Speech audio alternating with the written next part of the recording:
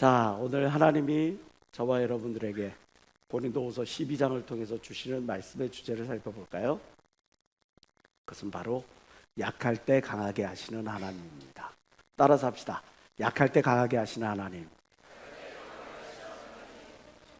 저와 여러분들은 오늘 고린도후서 12장 말씀에 의지해서 약할 때 강하게 하시는 하나님에 대해서 한번 살펴보고자 해요.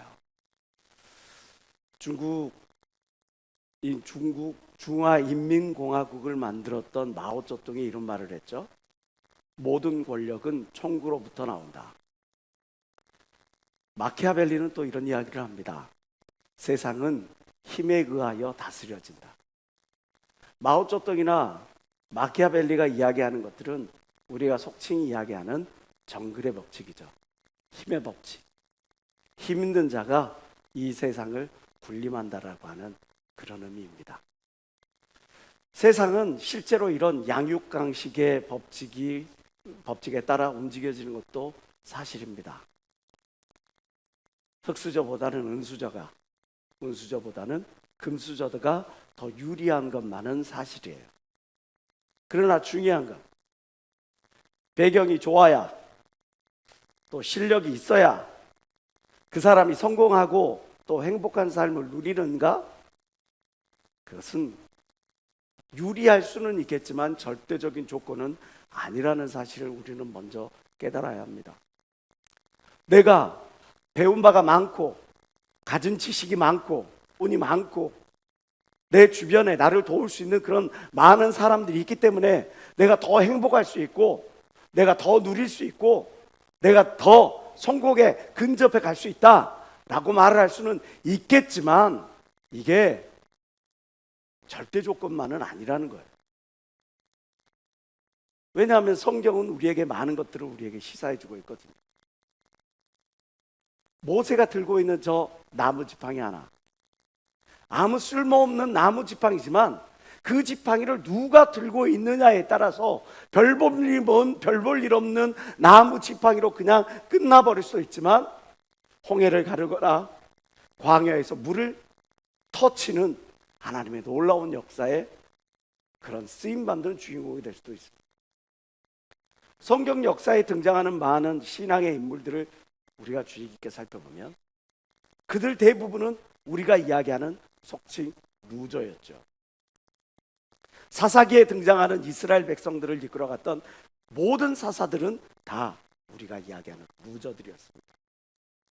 혈기왕성한 나이에 부르심을 받은 게 아니라 오히려 나이 많이 먹어 이제 주님 앞에 갈 날을 그 앞두고 있는 온니엘을 하나님께서 붙잡아 쓰실 때 그 온니엘을 통해서 놀라운 구원의 역사가 일어납니다.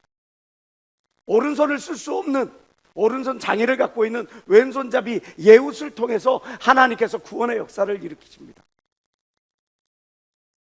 뿐만 아니라 겁쟁이 기드온과 인격 취급도 당하지 못했던 한 여인 드보라를 통해서도 하나님께서 역사를 하십니다. 그가 누구인가가 중요한 게 아니라 그를 누가 붙잡고 있느냐가 더 중요한 것이 성경의 가르침인 거예요. 내가 지금 흙수저니까 루저, 내가 지금 기술도 없고 얼굴도 변변치 못하고 몸매도 뛰어나지 못하고 그러니까 루저, 스스로를 루저라고 낙인 찍지 말라고 성경은 우리에게 우회적으로 이야기를 하는 겁니다.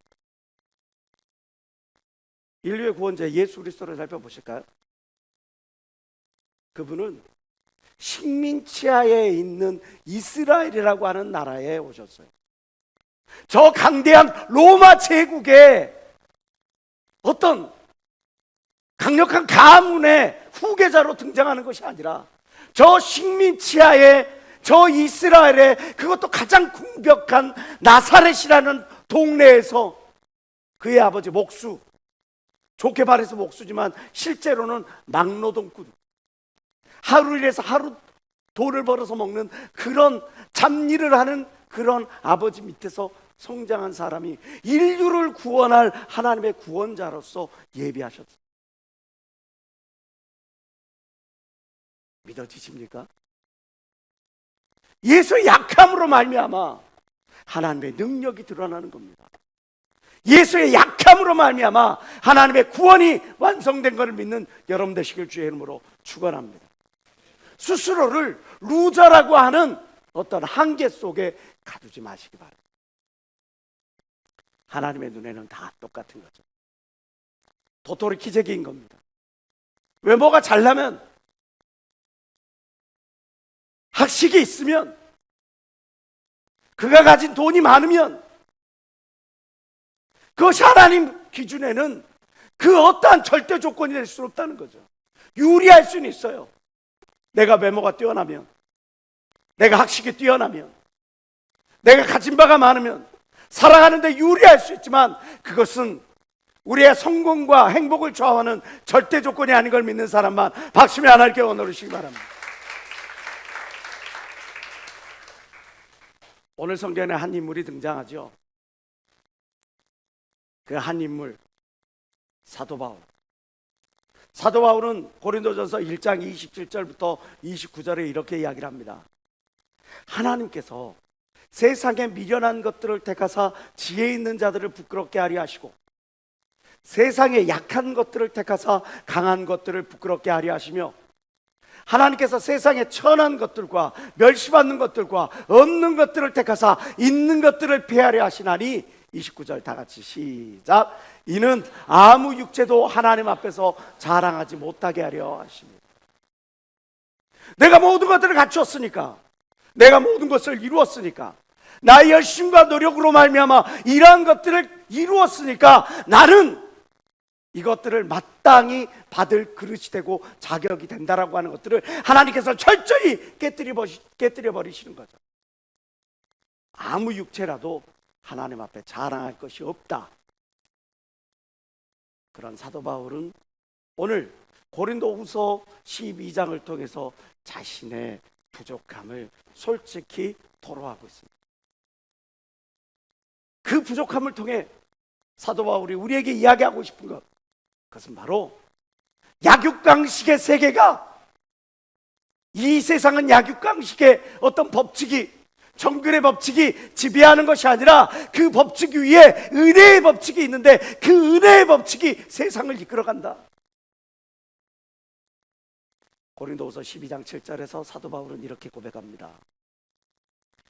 내 육체의 가시 곧 사단의 사자를 주셨으니, 자기 자신에게 육체의 가시가 있다는 사실을 고백하고 있어요. 사도 바울이 고백하고 있는 그 육체의 가시는 무엇입니까? 많은 성경학자들은 안질이라고도 이야기를 합니다. 그가 다메섹 도상에서 예수 그리스도를, 빛 가운데 계신 예수 그리스도를 만날 때 그 강력한 빛이 눈에 쬐어서 눈에 그냥 비늘 같은 것들이 가지고 눈이 멀어버리는 사건이 있었잖아요.